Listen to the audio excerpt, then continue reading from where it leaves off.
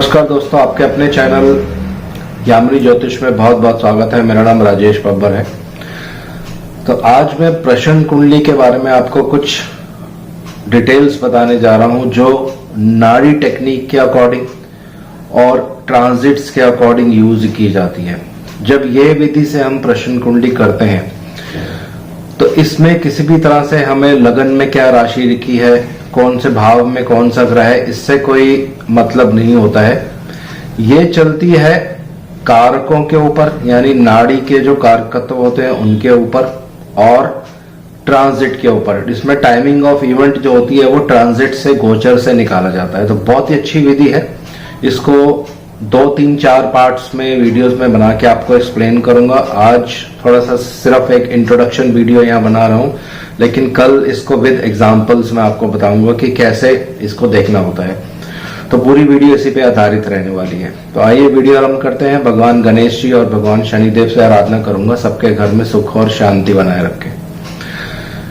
एक महत्वपूर्ण जानकारी यहाँ देना चाहता हूँ। कुछ कारणवश मेरे चैनल का जो नाम है यामिनी ज्योतिष, इसको मैं चेंज कर रहा हूँ वियान एस्ट्रोलॉजी करके। अभी हर वीडियोस में आपको मैं स्लाइड्स में ये दिखाता रहूंगा, और कुछ टाइम बाद इसका नाम जो है परमानेंट वियान एस्ट्रोलॉजी हो जाएगा दोस्तों। तो अपनी वीडियो आरंभ करते हैं। प्रश्न कुंडली। प्रश्न कुंडली देखने के बहुत सारी टेक्निक्स होती हैं, इसमें बहुत सारी विधि होती हैं, और हर सिटी, हर स्टेट में, हर रीजन में अलग अलग ढंग से देखी जाती है। अगर आप ईस्ट इंडिया चले जाएंगे वहां डिफरेंट ढंग से देखी जाती है, साउथ में डिफरेंट ढंग से, नॉर्थ में डिफरेंट ढंग से। तो हर एस्ट्रोलॉजर के पास बहुत अच्छी अच्छी टेक्निक्स होती हैं प्रश्न कुंडली देखने की। लेकिन ये जो टेक्निक है ये नाड़ी के कारकत्वों के ऊपर चलती है। यहाँ पे आप एक ही प्रश्न कुंडली से अलग अलग जातकों का उत्तर बहुत आराम से दे सकते हैं। वो डिपेंड करता है कि उनका क्वेश्चन क्या है, किस विषय में वो अपना वो प्रश्न कर रहे हैं आपसे। अब इसके लिए सबसे पहले हमें क्या चाहिए, हमें जो नाड़ी के कारकत्व होते हैं ग्रहों के, वो अच्छे से मालूम होने चाहिए। तो थोड़ा सा इंट्रोडक्शन आज मैं इसी के ऊपर आपको देने वाला हूं। तो पहली चीज, नाड़ी में सूर्यदेव। सूर्यदेव पिता के कारक हैं।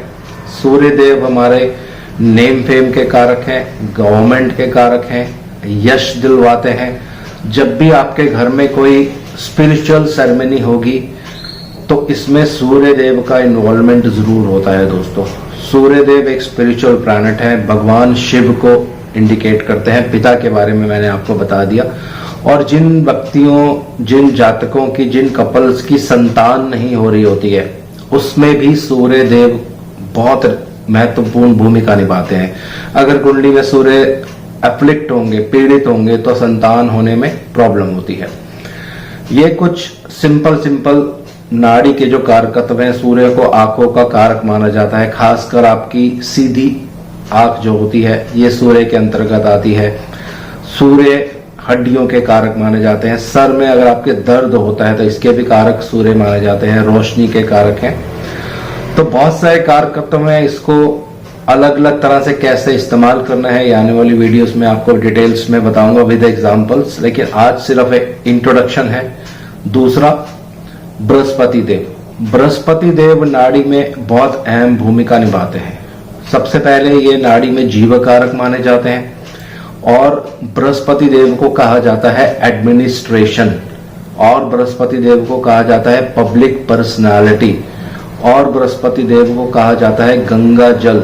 यानी जब भी आपकी कुंडली में कुछ प्रॉब्लम होती है तो बृहस्पति के गोचर से टाइमिंग ऑफ इवेंट, यानी उस व्यक्ति को उस परेशानी से निजात कब मिलेगी, ये प्रश्न कुंडली में बृहस्पति देव से निकाला जाता है। तो बहुत सारी चीजों को और भी रिप्रेजेंट करते हैं, इतना डिटेल्स में अभी नहीं जाएंगे, बेसिक यहाँ पे पढ़ लेते हैं। यही हमें प्रश्न कुंडली में जरूरत पड़ने वाली है। तीसरा, शुक्रदेव बहुत ही महत्वपूर्ण ग्रह है आजकल के हिसाब से, क्योंकि जितनी भी सुख सुविधाएं की जो चीजें होती हैं ये शुक्रदेव के अंतर्गत आती हैं। आपकी गाड़ी है, घर में जितने भी आपके सुख सुविधाएं के सामान है, ये सब शुक्रदेव के अंतर्गत आते हैं। पैसा, ये सब भी शुक्रदेव के अंतर्गत आता है। लग्जरी, ट्रेवल, घूमना फिरना, सब शुक्रदेव के अंतर्गत आता है। और अगर आप पुरुष कुंडली देख रहे हैं तो स्त्री के कारक भी शुक्रदेव हैं। विवाह को चलाने का काम भी शुक्रदेव ही करते हैं, चाहे वो स्त्री कुंडली हो चाहे वो पुरुष कुंडली हो। तो जितना ज्यादा शुक्रदेव पर पीड़ा होगी उतना आपके वैवाहिक जीवन में परेशानियां होंगी, प्रॉब्लम्स होंगी। तो ये प्रश्न कुंडली से जब कोई व्यक्ति प्रश्न करेगा अपने वैवाहिक जीवन के बारे में तो फिर हम शुक्रदेव को उसमें एनालाइज करते हैं। और एक चीज शुक्रदेव से देखी जाती वो है रिलेशंस हस्बैंड वाइफ के भी हो सकते हैं, रिलेशंस बॉयफ्रेंड और गर्लफ्रेंड के भी हो सकते हैं। तो ये सारी चीजें हम शुक्रदेव से देखेंगे प्रश्न कुंडली में। अब बात करते हैं बुध देव के बारे में। तो बुध देव विद्या, ज्ञान, नॉलेज, बोलना, इंटेलिजेंस, पब्लिसिटी और आपकी गर्लफ्रेंड या बॉयफ्रेंड, इन सब चीजों को बुध देव दर्शाते हैं दोस्तों। बुध देव आपके रिश्तेदार भी हैं, बुध देव आपके पड़ोसी भी हैं। ये सारी चीजें बुध देव से देखी जाती हैं। तो बहुत ही महत्वपूर्ण ग्रह हैं बुध देव भी। ये भी प्रश्न कुंडली में जो व्यक्ति अलग अलग तरह से क्वेश्चन पूछेगा तो हम फिर कारकत्वों पे निगाह डालेंगे और देखेंगे किस कारकत्व में सबसे ज्यादा पीड़ा हो रही है और फिर उसमें रिलीफ कैसे मिलेगा। ये जब एग्जाम्पल चार्ट्स करेंगे उसमें बताऊंगा। अब बात करते हैं चंद्रदेव की। चंद्रमा बहुत ही महत्वपूर्ण ग्रह है प्रश्न कुंडली में और ये जो टेक्निक है ये थोड़ी सी डिफरेंट है। यहाँ पे चंद्रमा के कारकत्व लेने पड़ते हैं। माता, सुख सुविधाएं सारी चंद्रमा से देखी जाती हैं, खुशियां सब चंद्रमा से देखी जाती हैं। कर्ज जब व्यक्ति पे हो जाता है तो ये चंद्रमा से देखा जाता है। चंद्रमा आपका मन का कारक है, डिप्रेशन की जितनी प्रॉब्लम होगी ये चंद्रमा से देखा जाएगा।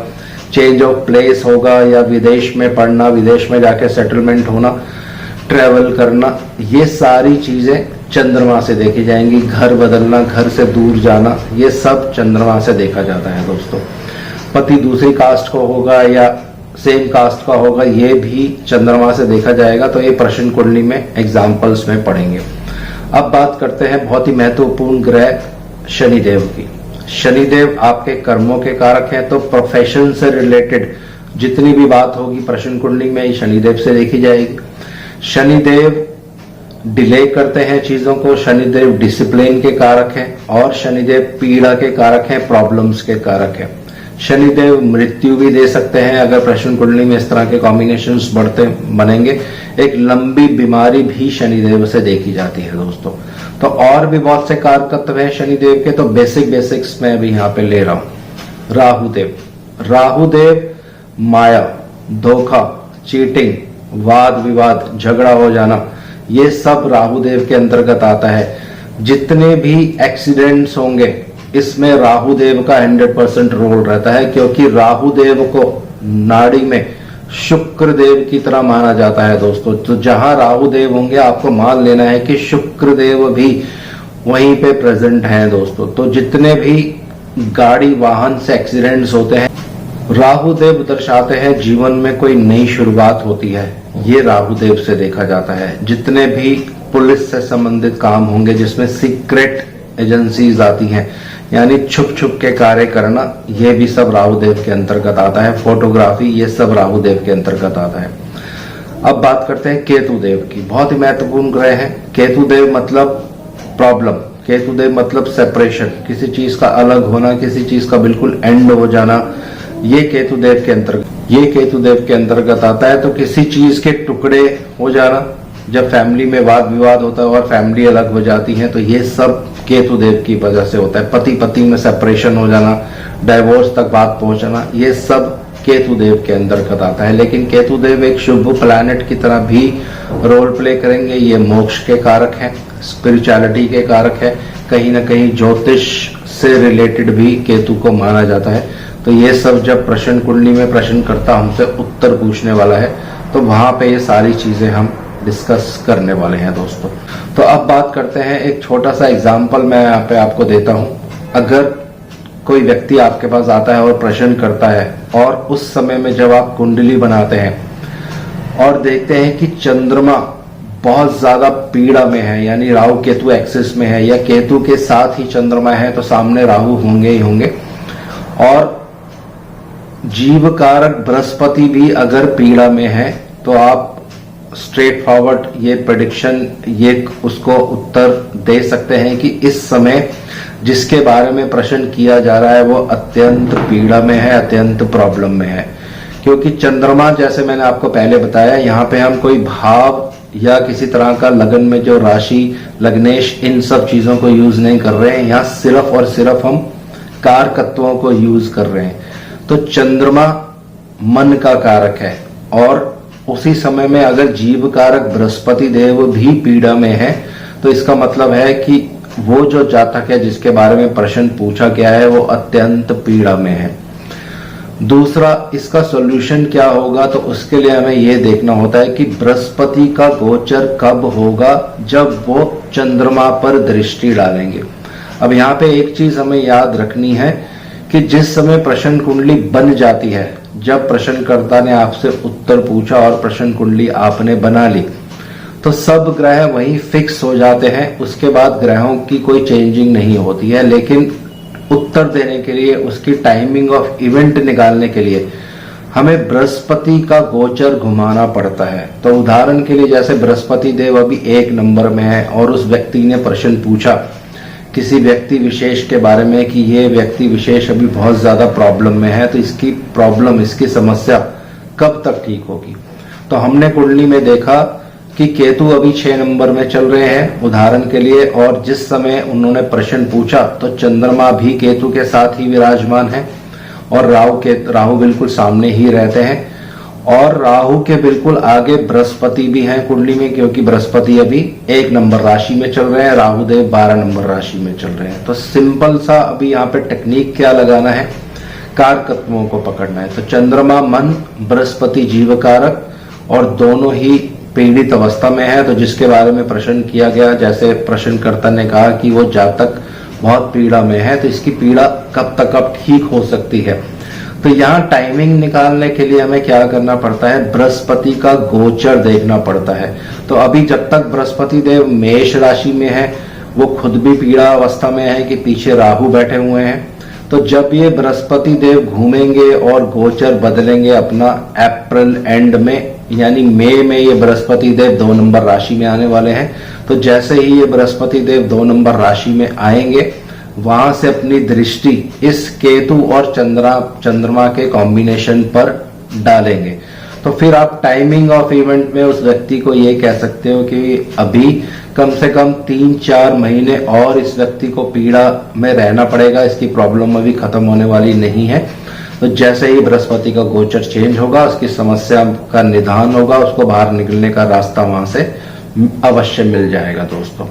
तो ये चीज आपको हमेशा ध्यान रखनी है कि जिस प्रश्नकर्ता ने आपसे प्रश्न पूछा और आपने उस समय की उसकी कुंडली अगर बना ली, तो वो कुंडली उसकी परमानेंट हो जाती है। फिर उस ग्रहों को आपको मूव नहीं करना है। सिर्फ टाइमिंग निकालने के लिए हमें बृहस्पति का गोचर मूव करना है।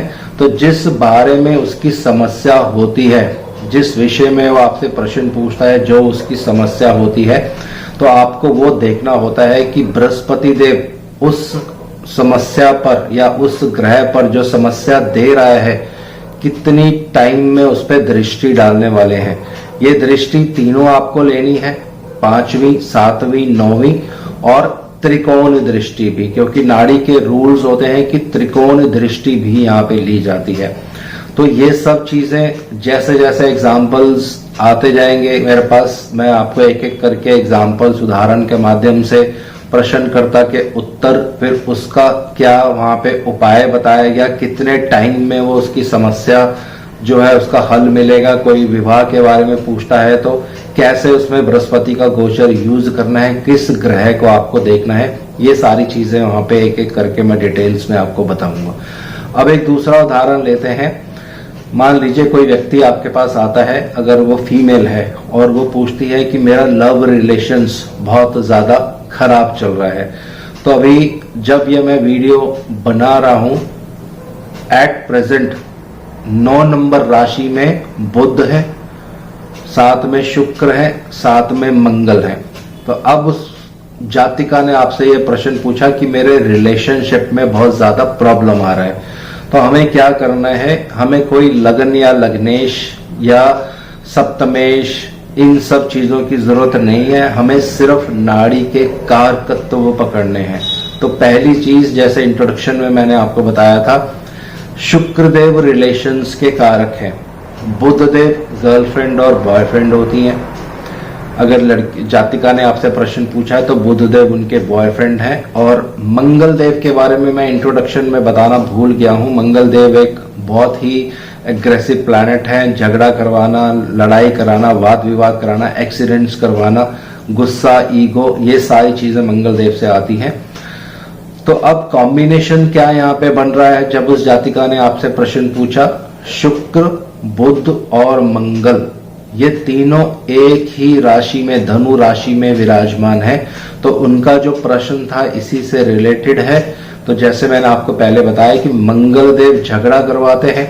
यहाँ पे बुध और शुक्र दोनों मित्र अवस्था में है, लेकिन मंगल देव उनके बीच में एक शत्रु ग्रह जो बीच में आ गए हैं, इसकी वजह से अभी रिलेशंस में प्रॉब्लम है। और किसके साथ? हमें हर चीज के कारकत्व यहाँ पे पकड़ने हैं। तो बुध देव, जैसे मैंने आपको बताया कि बॉयफ्रेंड के कारक होते हैं, तो उनके बॉयफ्रेंड से अभी वाद विवाद चल रहा है, रिलेशंस अच्छे नहीं चल रहे हैं, झगड़ा हो रहा है। अब दूसरा, आपको और ग्रहों की पोजीशंस भी देखनी है कि इस कॉम्बिनेशन पर किसी ग्रह का प्रभाव पड़ रहा है। तो 9 नंबर पे अगर आप दृष्टि डालेंगे, 9 नंबर राशि में कॉम्बिनेशन बन रहा था, तो 1 नंबर राशि में बृहस्पति देव भी अभी विराजमान है। तो 1 नंबर राशि से ये 9 नंबर राशि में इसकी दृष्टि डालने वाले हैं। तो इसका मतलब यहाँ पे जो जातिका है, इसका वाद विवाद चल रहा है अपने बॉयफ्रेंड से, या रिलेशंस में प्रॉब्लम आ रहा है, लेकिन बृहस्पति की दृष्टि पड़ने से वाद विवाद पूरी तरह से या रिलेशंस पूरी तरह से खत्म नहीं हो गया है। बातचीत हो रही है, लेकिन झगड़ा रेगुलर बेसिस पे हो रहा है। ये इसलिए होगा कि बृहस्पति की शुभ दृष्टि इस कॉम्बिनेशन पर पड़ रही है। किस कॉम्बिनेशन पर? शुक्र, मंगल और बुध, इन तीनों के कॉम्बिनेशन पर। तो अब यहाँ पे टाइमिंग ऑफ इवेंट कैसे उनको बोलेंगे कि ये समस्या कब तक आपकी ठीक हो जाएगी? तो या तो बुधदेव राशि चेंज करें और 10 नंबर में आ जाए, या मंगल देव राशि चेंज करें और 10 नंबर में आ जाए। इन दोनों में से कोई भी एक ग्रह जिस समय में राशि परिवर्तन कर लेगा, उस समय में बृहस्पति देव अभी वहीं पर रहने वाले हैं। तो वो जो समस्या है, क्योंकि जो झगड़ा हो रहा था, झगड़े में से एक ग्रह जब बाहर निकल जाएगा, बुध देव जब राशि परिवर्तन कर जाएंगे, तो वहां सिर्फ 2 ही प्लैनेट रह जाएंगे, शुक्र देव और मंगल देव। तो बॉयफ्रेंड यानी बुध देव ने राशि परिवर्तन किया और आगे चले गए। तो वो जो वाद विवाद हो रहा था, वो जो झगड़ा हो रहा था, आप टाइमिंग ऑफ इवेंट में उस जातिका को ये कह सकते हैं कि इस पर्टिकुलर पीरियड के बाद, यानी इस तारीख के बाद, ये जो आपकी प्रॉब्लम है ये बिल्कुल ठीक हो जाएगी दोस्तों। तो स्नैपशॉट तरीके से जब ये कुंडली बनाई जाती है, बहुत सारी चीजें यहाँ पे यूज की जाती हैं। टाइमिंग ऑफ इवेंट बहुत आराम से इसमें आप निकाल सकते हैं।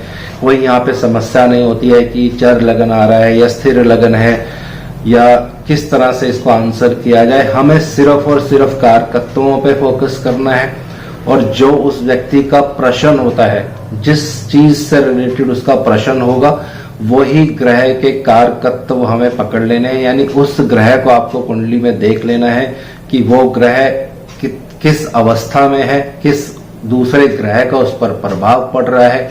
अगर बहुत ज्यादा पीड़ा में है तो इसका मतलब वो प्रॉब्लम में है।